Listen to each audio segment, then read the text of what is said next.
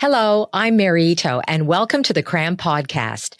CRAM is an acronym for Communicating Research and More, which is what we try and do on this podcast.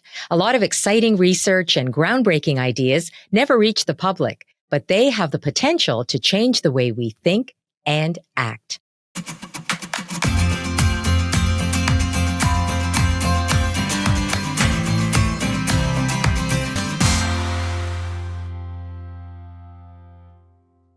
Imagine waking up one day and you have no memories from the time you were 15.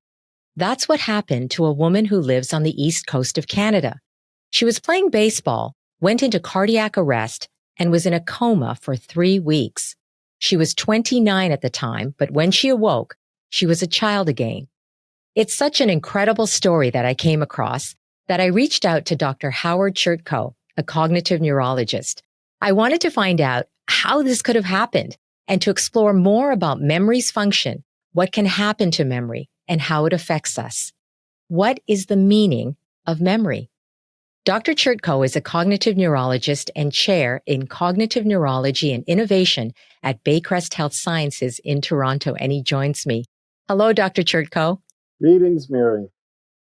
So let's talk about the predicament of this woman. What could have happened to her to cause such a significant memory loss?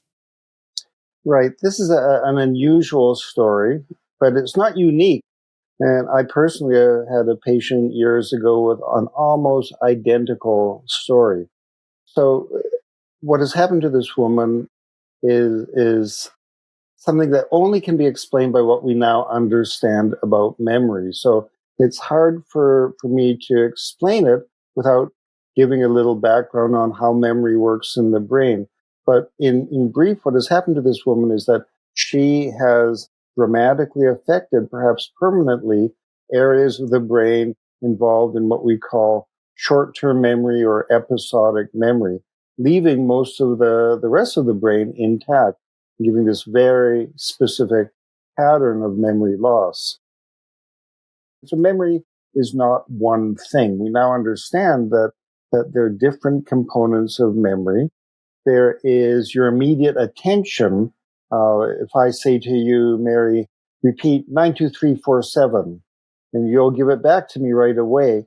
This is what we call immediate memory, and it's not really well localized within the brain.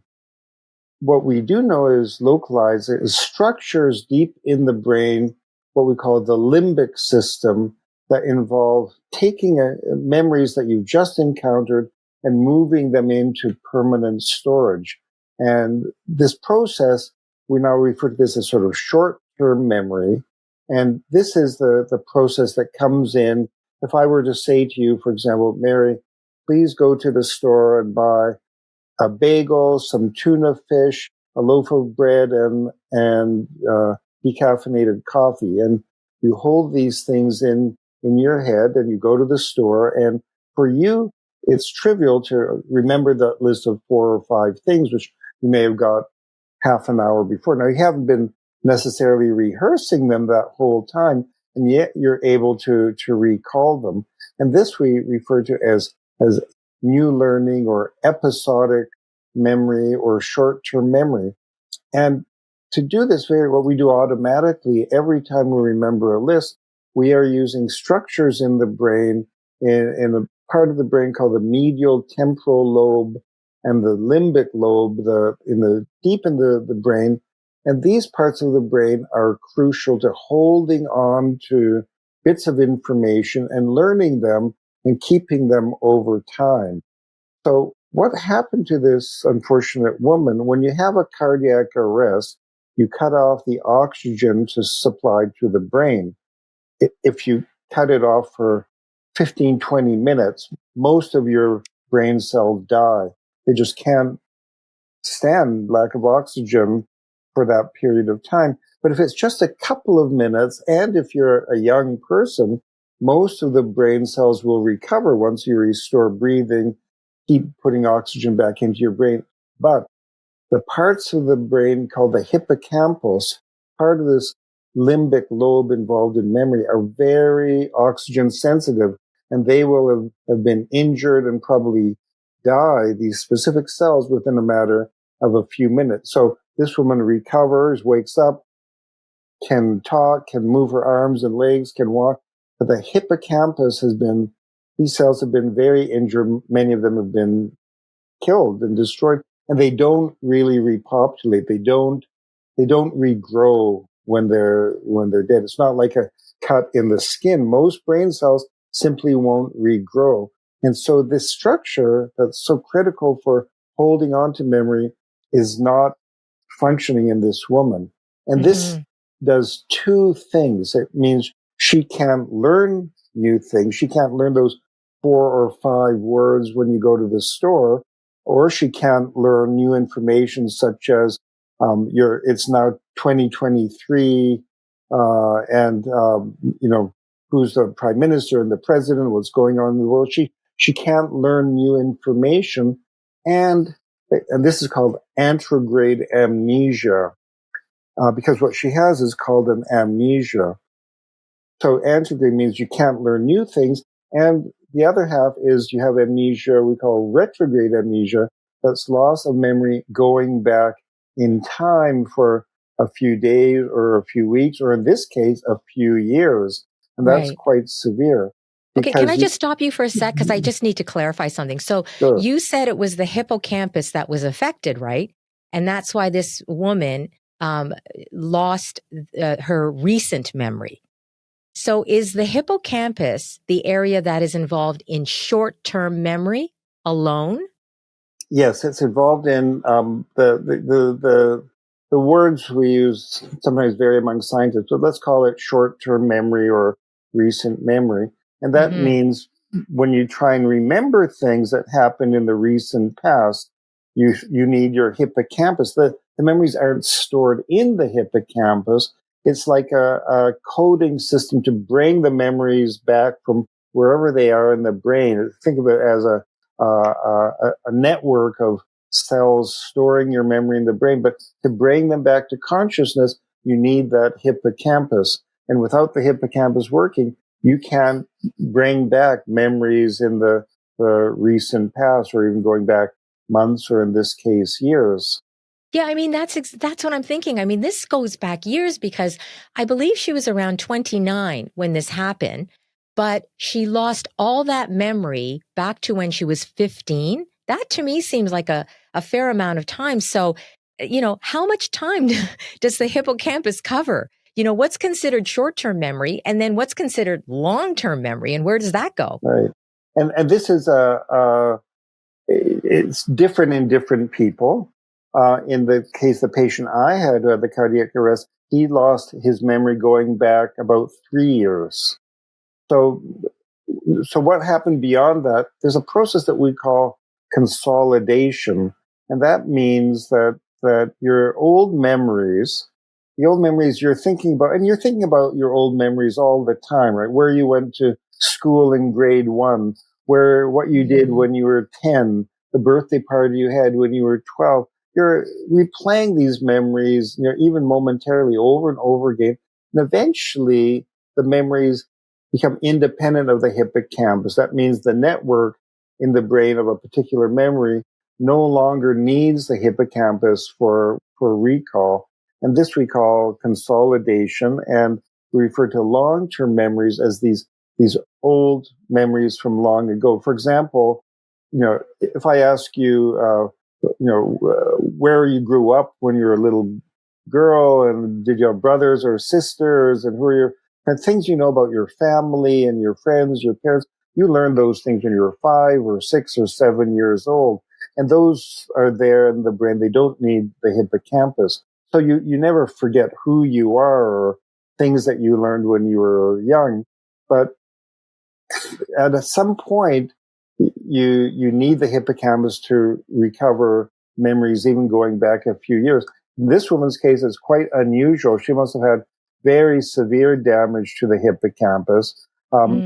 What we know about this comes from a very famous case in the 1950s, reported by Brenda Milner at the Montreal Neurologic Institute, very famous, a critical experiment, unintentional, in neuropsychology, where a man had part of his temporal lobe removed to control seizures.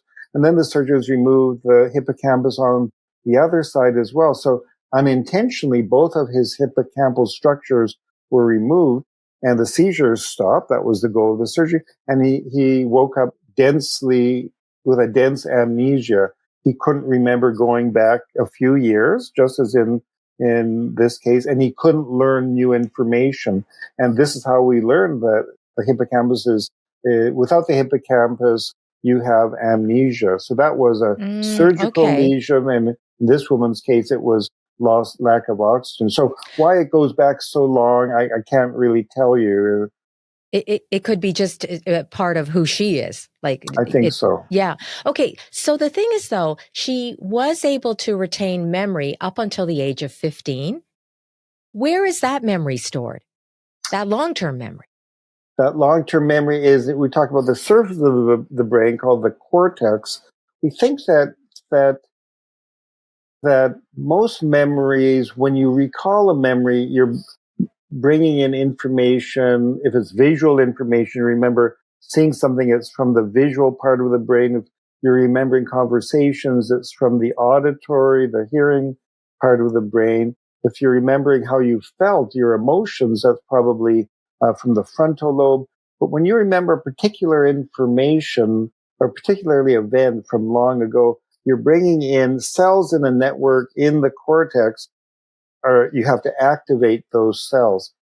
Exactly how we activate that network isn't yet clear, but what we can say, and we know this from brain imaging studies as well, we can look at long-term memories, and we don't see activation in the hippocampus when people are remembering things from long ago.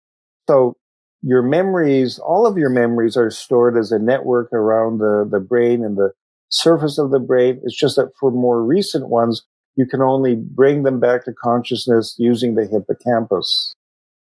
Oh, so then, okay, why why is it though that if you're saying that memory is stored all over the brain and even the surface of the brain, um, why is it that in her case it was memory loss that went back chronologically, from the present to when she was 15?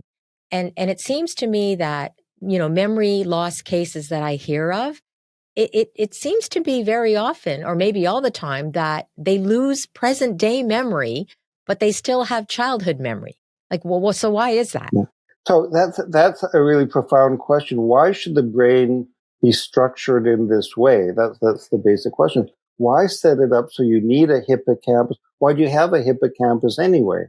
And this, no one could answer this for many years. And then they started using computer simulations of memory to teach a computer about the world. And it turns out that the hippocampus, you can think of it as sort of a buffer when you get new information. Let's say you're trying to learn about birds and you see a robin. A robin has wings and it can fly. And you see a sparrow, it has wings and it can fly. And gradually we build up our knowledge of birds. But then you see a penguin. It has wings and it can't fly. And when you're teaching a computer, that just messes it up. And it sort of completely thinks, okay, birds don't fly. It, because there's something that the last example you saw is stronger than the previous example. Mm. Well, it turns out if you put in a buffer, and let's call it the hippocampus, in your computer system so that it learns about robins and sparrows and penguins, and then, okay, penguin's an exception, so it ignores a penguin. The computer will learn about birds far more rapidly than without a hippocampus. So you think about us as ancient early hominids trying to learn about wild animals in the savannah of Africa, learning what's dangerous and what's safe.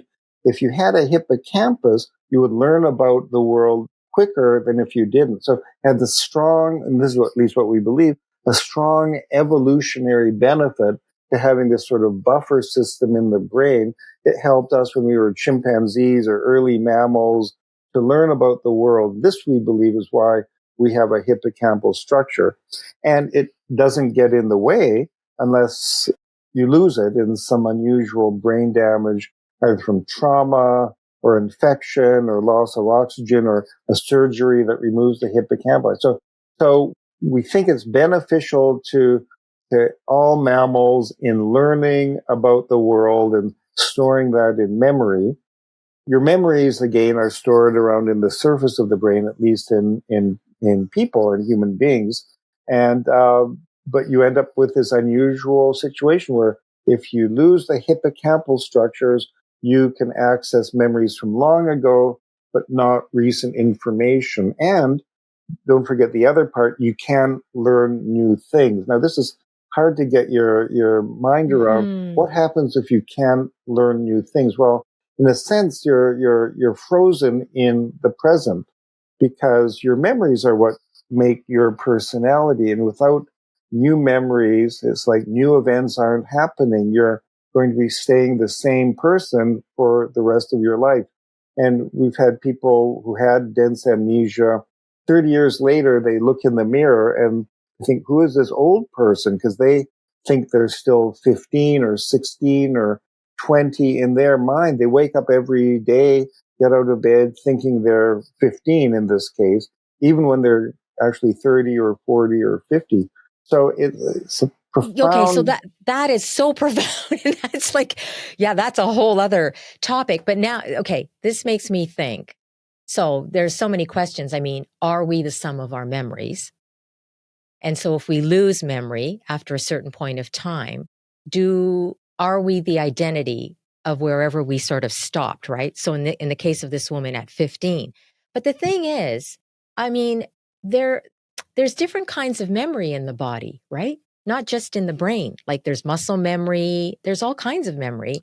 And in fact, I remember reading that this woman was a bus driver, and when she got into the bus, she was still able to remember how everything worked in the bus, the gear system, what, right? Yeah. So she somehow retained that, which she learned after the age of 15. And So, you know what I mean? So, yeah. So, like, okay, so she lost all her memory, but she's not really, is she, the person she was at 15? Well, you've talked about something which also another very interesting aspect of memory. We now understand this is again a lot of the work of Brenda Milner and Michael Petrides at the Montreal Neurological to understand that there's something called motor memory, that is learning to do things is stored separately from the episodic memory. So the gentleman who had that brain surgery back in the 1950s, who developed this profound amnesia, he had to go into a nursing home and be cared for the rest of his life. But he learned to play tennis and he learned how to write backwards. He learned all sorts of tricks. But if you said to him in the morning, do you know how to play tennis? He'd say no.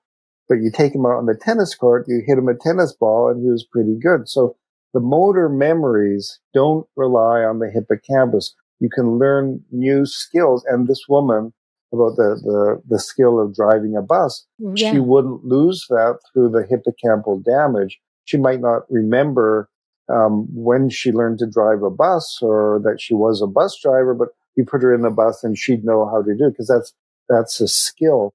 So that's Okay, what about language though, Dr. Chertkow? Like, so after the age of 15, I'm assuming like her vocabulary would have increased, knowledge, right? She was still going to school. Were all those things lost? I mean, would she be talking like a 15-year-old?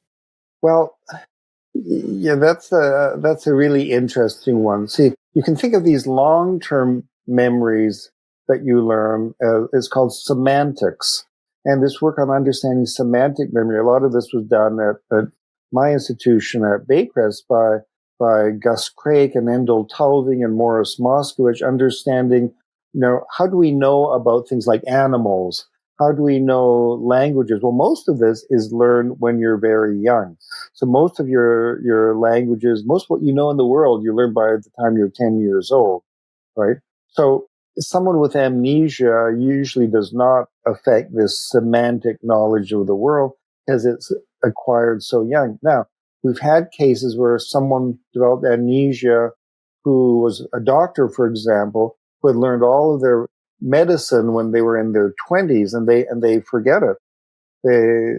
They get amnesia. They can no longer access this knowledge of the world, this knowledge of medicine that they acquired during adulthood, but they still have all the knowledge that they acquired as children.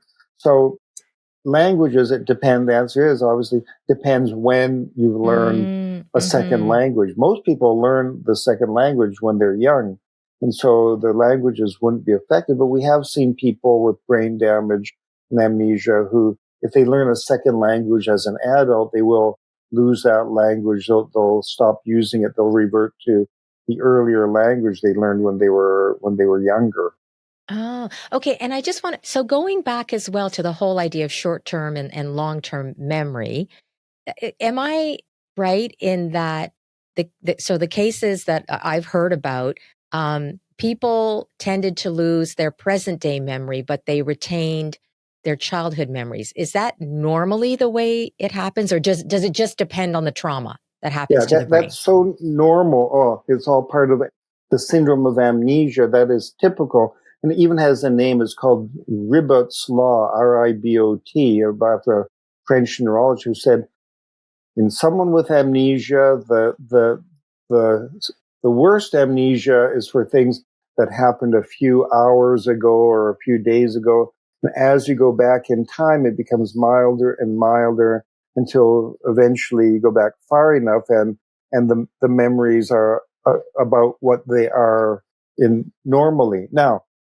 having said that, there is a theory, and this has been promulgated by Morris Moscovich and Brian Levine at Baycrest, that maybe the old memories aren't quite normal because you might remember them, but you don't remember them with the same sort of emotional strength that normal Mm-hmm. people have. For example, Mm-hmm. if you were to think, well, when I think of my 8-year-old birthday party. You know, if someone tells me, think of your birthday party when you're okay, I can see us at the party. It was hot outside and there was a cake and there was laughter and I felt really happy. You know, there's sensation. There's also emotional feelings. But people with amnesia, it's been shown, tend to say, I do remember that 8-year-old birthday party. It was outside. It was on such and such a date. If you ask them, can you sort of reactivate the feelings? Can you relive it? Can you do sort of this mental time travel and go back in time as though you were there? They sort of say, no, I can't really do that. I remember it, but it's not Like vague? it's It's more not, it's vague? vague, it's not fresh, it's not exciting. I can't get back the feeling. So there may Right. be, and this is the controversy now, is are in amnesia, do you retain those old memories that you recall? Are you recalling them like a normal person would? And Okay. this is where the research is You know going what right though? now. But Howard, the thing is, they're still able to retain something, right? They still have a memory of that time. Maybe it's not as strong as it was. So my question is, I mean, is it possible for people to lose the earliest memories? So it would be the opposite of this woman. They lose the earliest memories they have of childhood, but they retain everything present and maybe just going back a bit. Is that like, does that Yeah. happen? Well, I don't believe it ever actually happens. And there was one case where that was in the whole world literature. There was one case where they claimed that happened. But see, what confuses people is people go to movies and people have seen the Bourne movies. Yeah, the And Bourne, yeah. let's talk Ident- about Jason Bourne for a moment. Okay. okay, So let's talk about Jason, Jason Bourne. okay, because this is important because Jason Bourne wakes up lying in the water and he doesn't even remember his name or who he is or anything. But he hasn't, from that point on, he can learn things. He has no anterograde memory loss, but he's got complete loss of memory for his entire life. It never happens. I've never seen a case, there's never Real. been a case in North America reported like that because of, remember I said I, Ribot's law. If you go I back get far enough, right. you're into the period of long-term memory and consolidation where you don't need the hippocampus anymore. It's just Right. a network in the cortex. So how Okay, do you but you knock know, out? okay, no, but the thing is, I don't really get that because, let's just say your hippocampus is intact, right? Let's just say, but you have a brain injury that affects the surface of your brain. And you said that memory is stored there too, long-term memory as well. So why couldn't you lose some of that, you know what I mean? The memory from long ago, but retain the present. Because you would not be conscious. You What would do you be, this mean? is what we call a vegetative state, someone who is damage all of their surface of the brain. They're in a vegetative state. They're not awake. They're not alert. They're basically in a permanent coma. It would be that serious then that you wouldn't So, have and any. we do see this all the Okay. time. People have had serious head Mm, injuries where the cortex is not working at all. And unfortunately, these tragic cases, like after car accidents, or they'll be lying there, breathing, not responding in any way to you, and right. not awake, not alert. So they've lost all their memories, but they're Oh, also lost consciousness. So you can't yeah. separate those.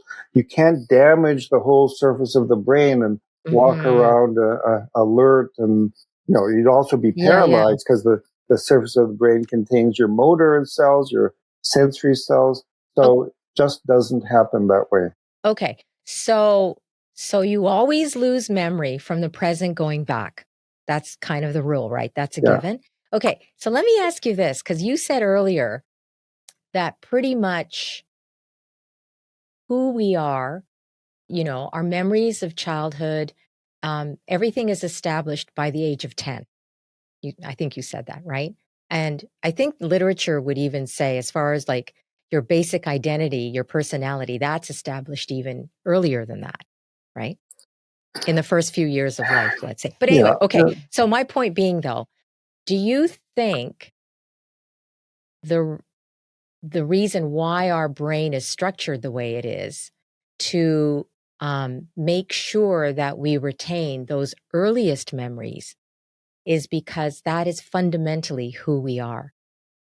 And so that has to be tied, everything is kind of contingent on our first years of life. So if we lose that, we would lose everything.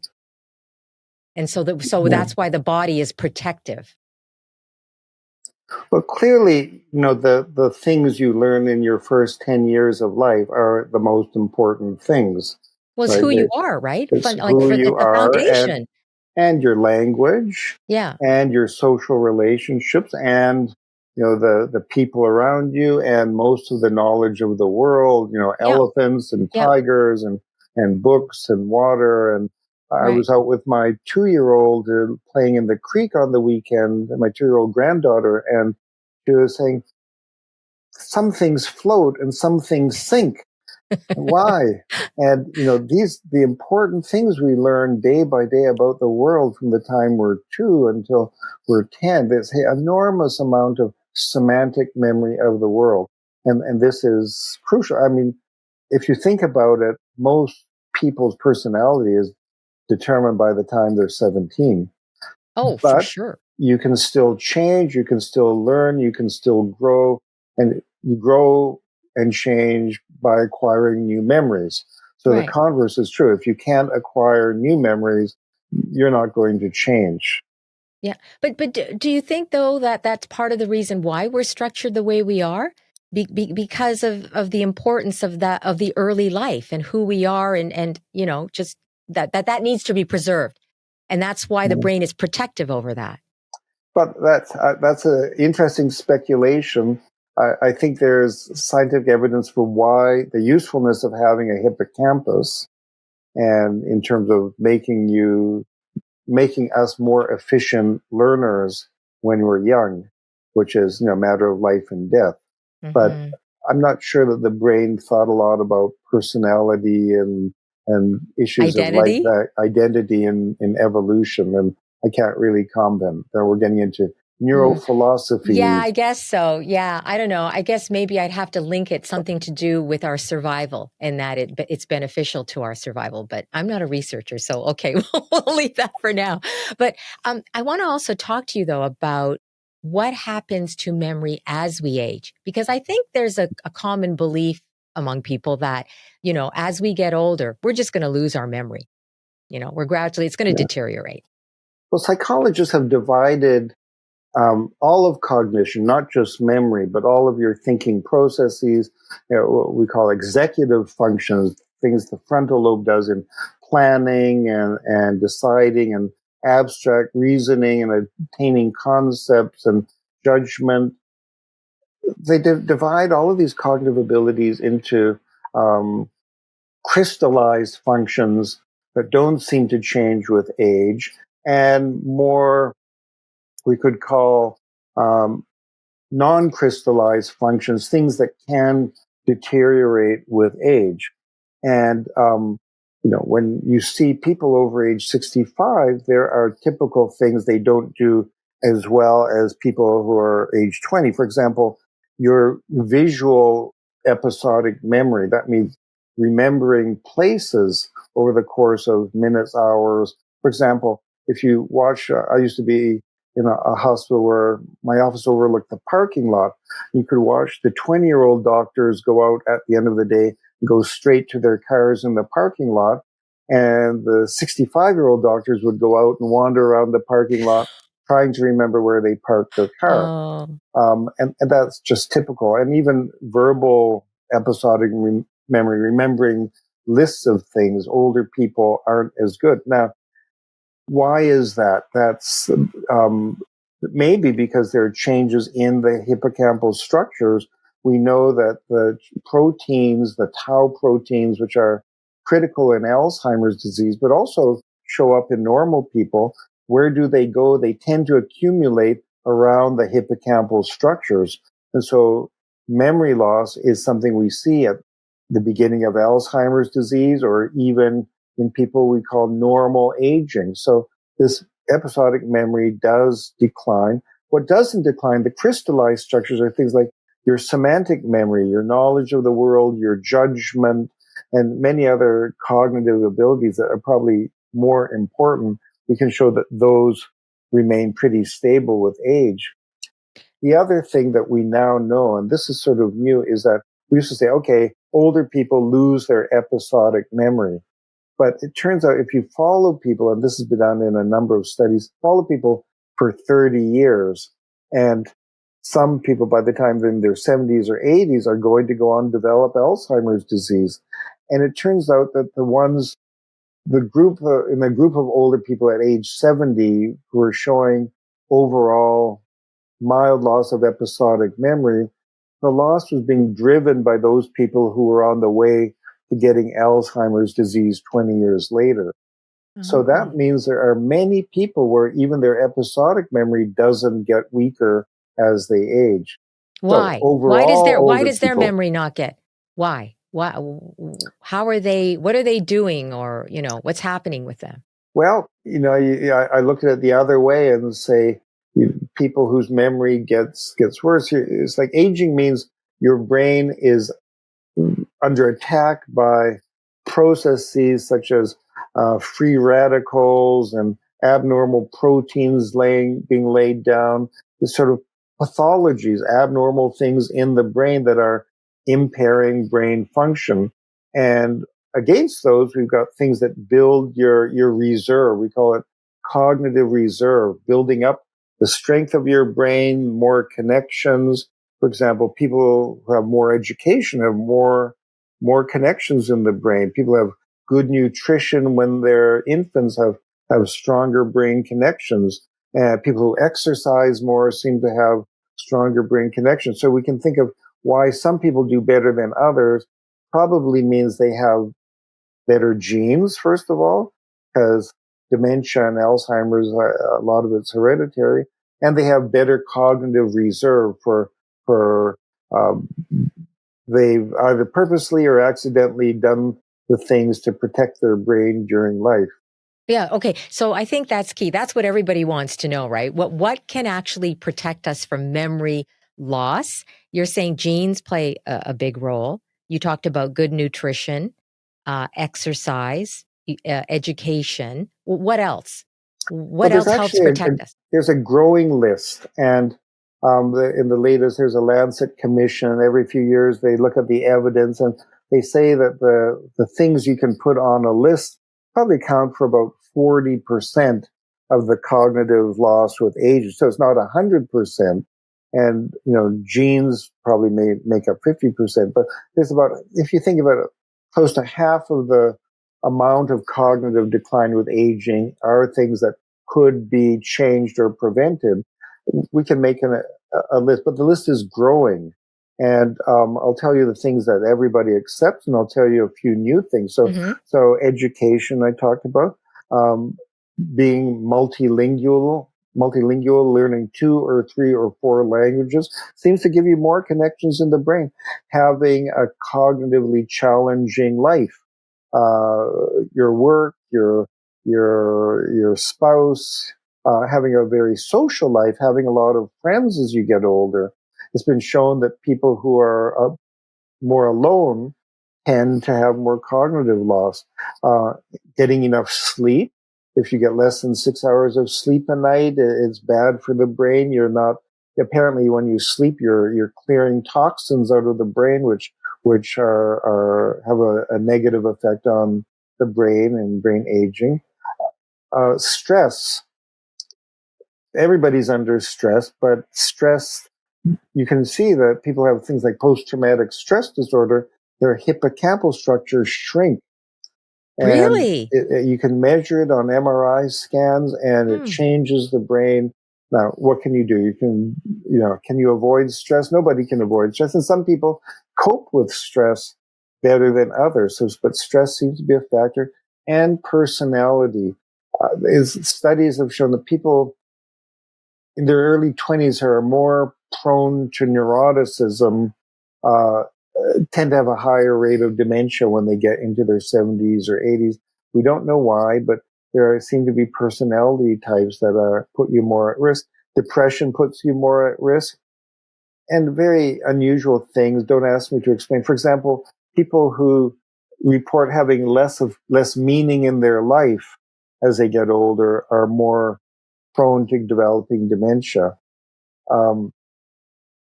Dental health, people who never floss their teeth are at greater risk of getting dementia because we know What? Come on, what? it seems crazy, but it's Wait. not crazy because, 3 pounds of you, when you get on the scales, 3 pounds of you are bacteria living inside your body, in the gut and in the mouth.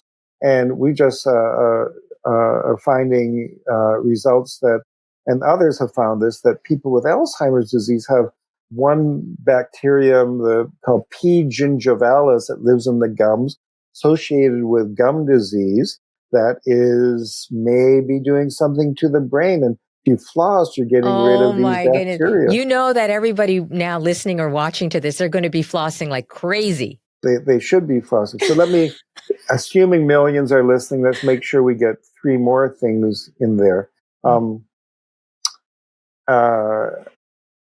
Looking after your vascular health.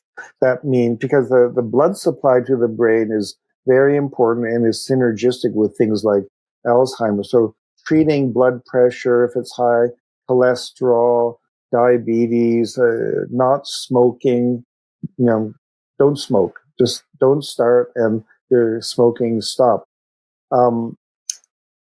The other things which are becoming apparent are going to be hard to deal with, but it's clear that the lower socioeconomic status, people with less money, have a higher rate of everything as they get older. They're not looking after each other as well. And people who are exposed to more pollution, people live near a highway. Pollution appears to play a role. And in highly polluted places like Mexico City, they're seeing brain changes of Alzheimer's in people who are in their 20s. So there's things in the environment, probably things we're just starting to learn about, which are going to take their toll. I talked about stress and loneliness and depression. So we're worried, what about the pandemic where we had so much loneliness and loss of social interaction? Are we going to see an increase in Alzheimer's disease because of this? Yeah, are we? Do you think? Well, this is a question that's going to be we're only going to learn in the future. Oh, what you didn't mention alcohol. Thank you. Alcohol is a toxin to the brain. It causes strokes, kills brain cells. So alcoholism is certainly a risk factor. And that brings us back to diet, because there is evidence people who are on what we call Mediterranean diet or mind diets with less red meat, more green vegetables, more fruit and vegetables, and less glucose, less obesity, things like that do reduce your risk of getting dementia, and we think those are very important. And exercise, I think we said it already, but exercise comes out as the strongest thing that people can do to lower the risk of getting dementia. So altogether, it's about 15 things that people can be doing to lower their risk. But of course, the biggest risk factor for dementia and memory loss with aging is aging. And we are in a society which is an aging society. So unless people make dramatic impact on their lifestyle, we're going to see more and more people in their 70s and 80s and 90s getting dementia and memory loss. And many of the people with early Alzheimer present with what looks like an amnesia.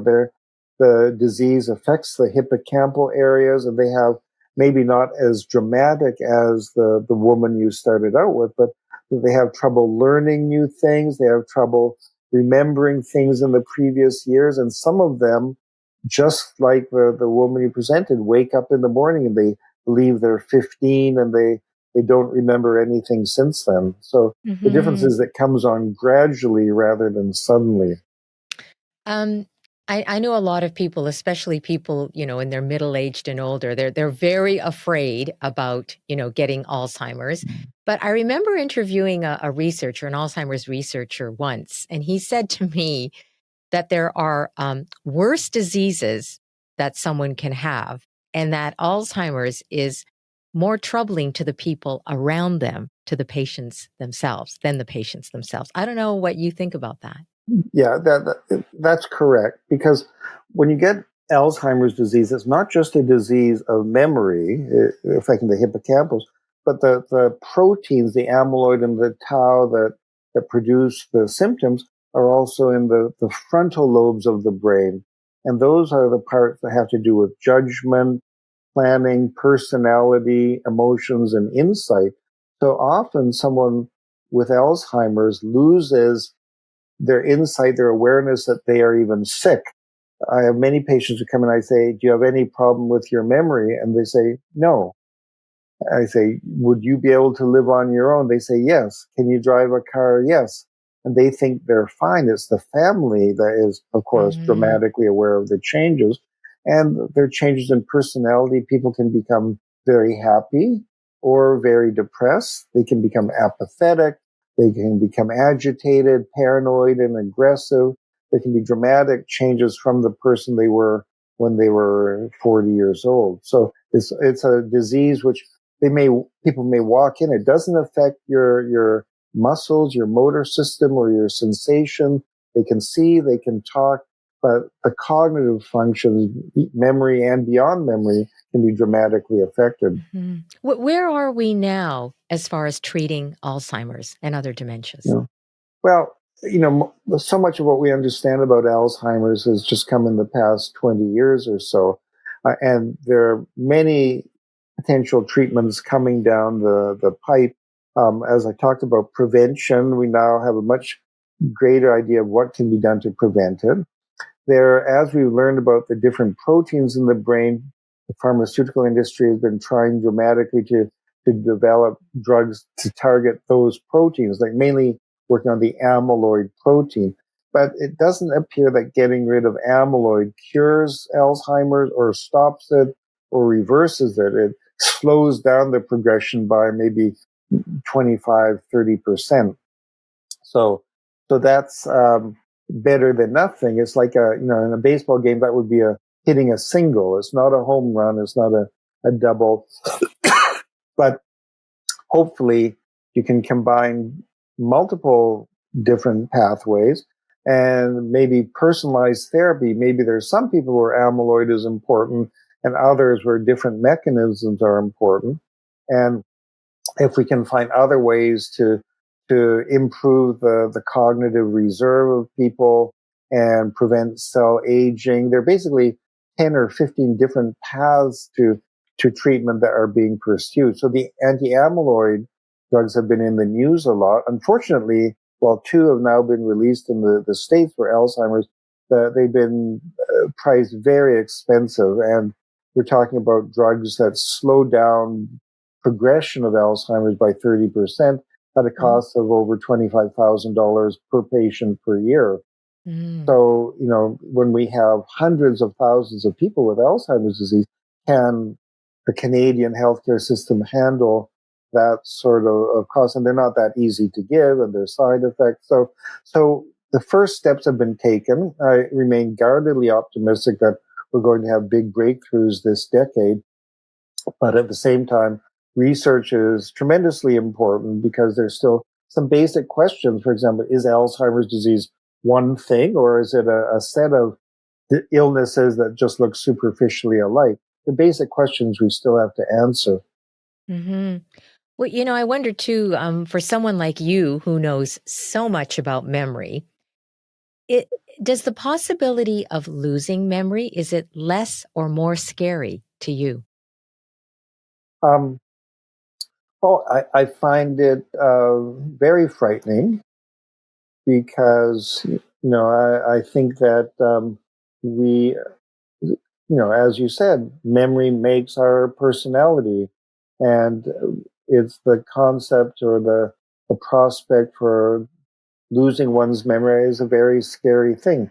Now, we do have a lot of aids and things you can rely on and memory aids, but I think that to me, the cognitive disorders and brain diseases are fascinating and challenging, but they're tragic and difficult for our patients, and they are scary, and they're scary for everyone. The only thing that's encouraging is I think we are at a time when there's a lot of encouraging things coming, and I think we're going to make real progress over the next few years. Okay, and I have to end off too, because you mentioned the Bourne Identity and all the follow-up movies, and that they're not worth watching as far as accuracy of memory. What's the best movie on memory that you would recommend? Well, my favorite is Memento. Oh yeah, Because it's a great movie. Memento really does show what amnesia is like. There's some twists in the movie, but the way that the lead actor remembers things moment by moment, but he gets distracted and then he loses his memory. That is an accurate depiction.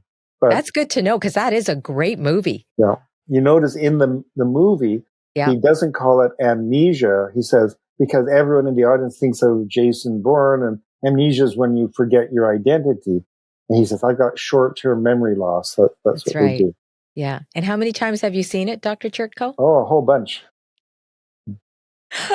A whole bunch. Listen, this was a fantastic conversation. Just fascinating. Thanks so much for sharing your knowledge with us. You're very welcome. Delighted to do it. That is Dr. Howard Chertkow. He is chair in cognitive neurology at Baycrest Health Sciences in Toronto. He's also a senior scientist with the Rotman Research Institute. That is it for our show today. We hope you enjoyed it. And we'd love it if you followed us on social. Our handle is @CramIdeas. And please give us a review. Thanks for joining us. Until next time.